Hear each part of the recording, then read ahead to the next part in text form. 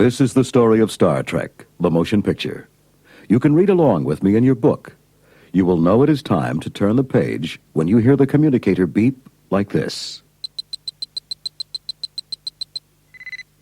Let's begin now. Space, the final frontier. These are the continuing voyages of the Starship Enterprise. Far out in space, a mysterious giant cloud traveled silently toward a distant planet Earth. On its journey, it passed 3 Klingon warships on patrol. The Klingon captain hailed the cloud. You are violating Klingon territory. Respond or be destroyed. Receiving no reply, the ships fired. But the cloud easily deflected the bolts. In return, it fired a tremendous flash of energy at the ships, instantly disintegrating them.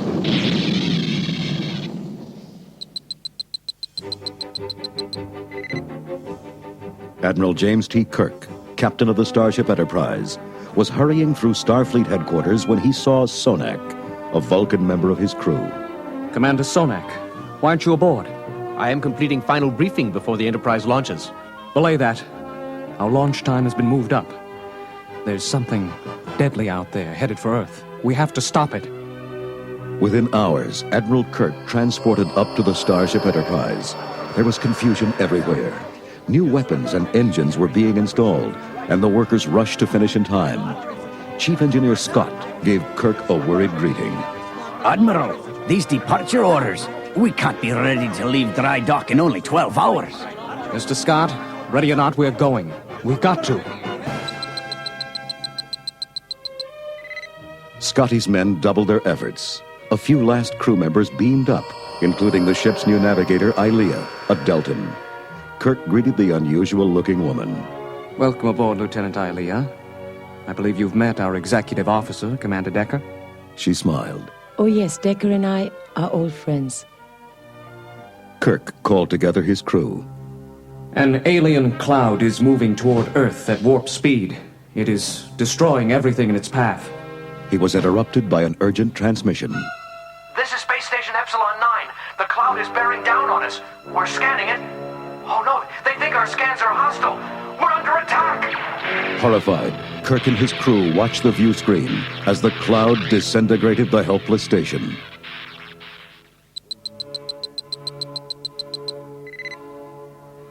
Meanwhile, on the planet Vulcan, Spock was undergoing the ritual of Kolinar, a harsh discipline which would give him total logic. He knelt before one of the Vulcan masters. You have labored long, Spock. Now your training is complete.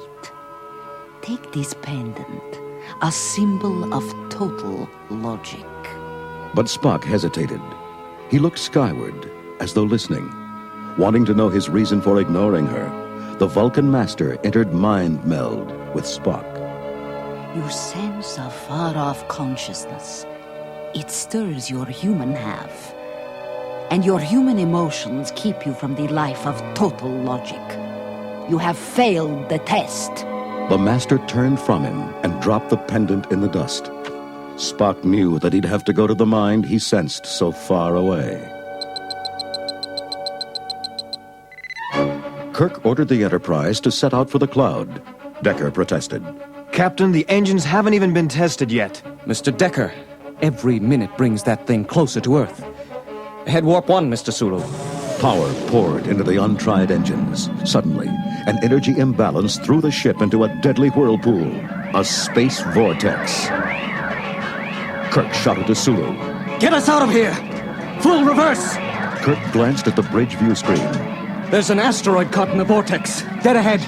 Arm phasers, Mr. Chekhov. Decker leaped up. No! If the engines are out, so are the phasers. The new design links them. Use photon torpedoes. The torpedo shot away and shattered the asteroid. The vortex disappeared. Thank you, Decker. You saved the ship. As Mr. Scott worked frantically to repair the engines, a shuttlecraft delivered a passenger to the Enterprise. To Kirk's surprise, it was Mr. Spock. I've been seeking a path to perfect logic, Captain. I sense that I'll find my answer in the cloud. I'm here to rejoin your crew. With the help of Spock's superior intellect, the engines were soon fixed, and the Enterprise sped to confront the alien cloud. The ship approached cautiously, but without warning, the cloud sent a deadly energy bolt smashing into their shields. They're holding, Captain, but they're badly damaged. Kirk spun to Lieutenant Uhura. We can't survive another hit. Send friendship messages on all channels. Uhura began transmitting. A second energy bolt flew at them and suddenly disappeared. Their message was understood.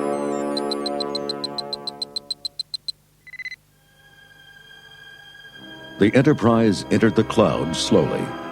Once through the mist, the crew was stunned at what they saw.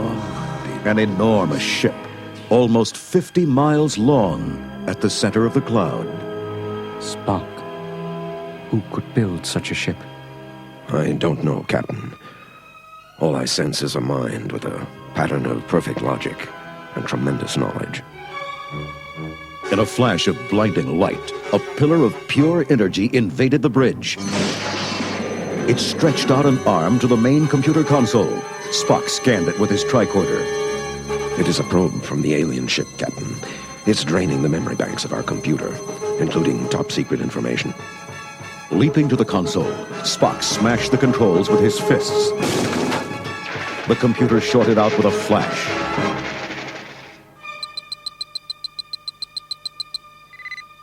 To Decker's horror, the probe took control of Lieutenant Ilea.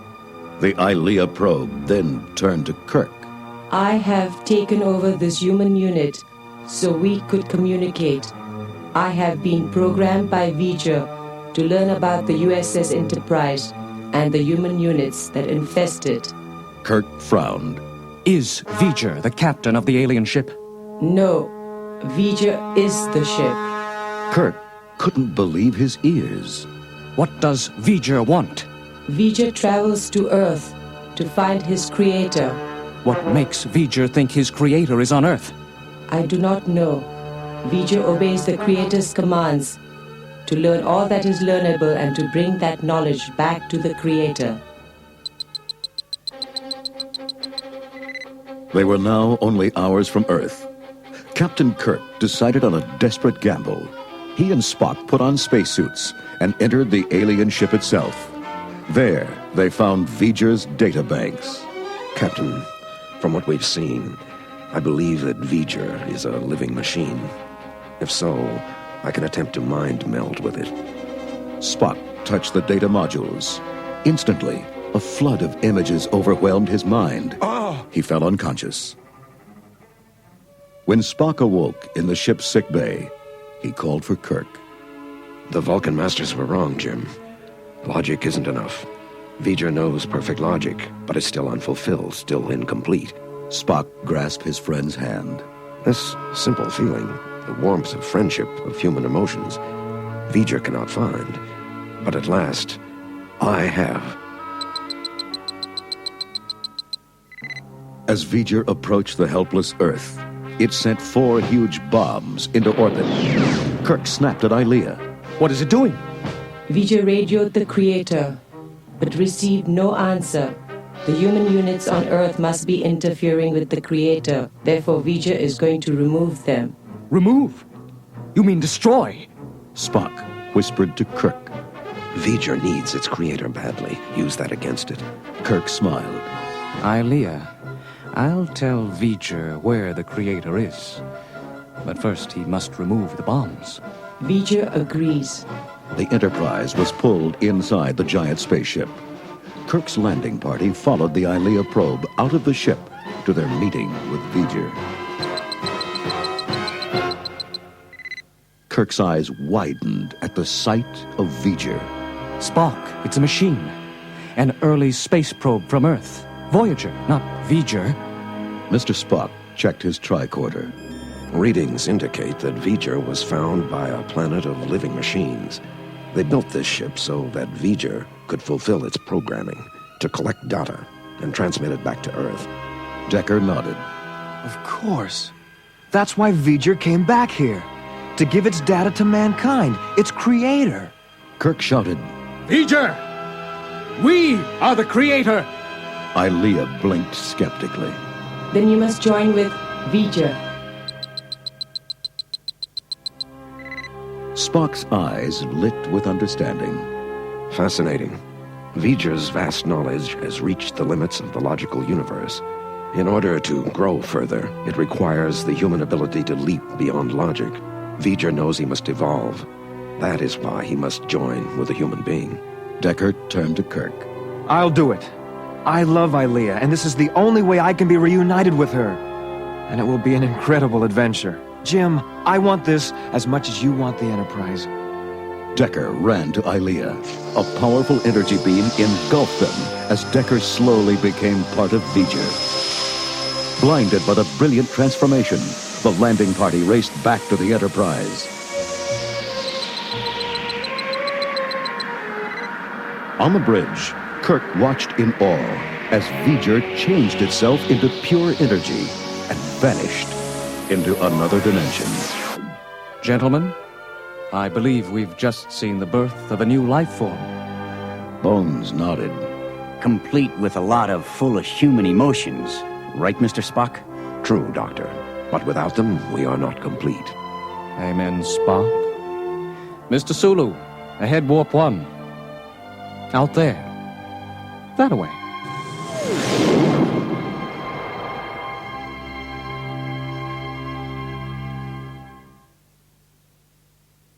That was the end of the story. If you would like to hear it again, turn the tape over.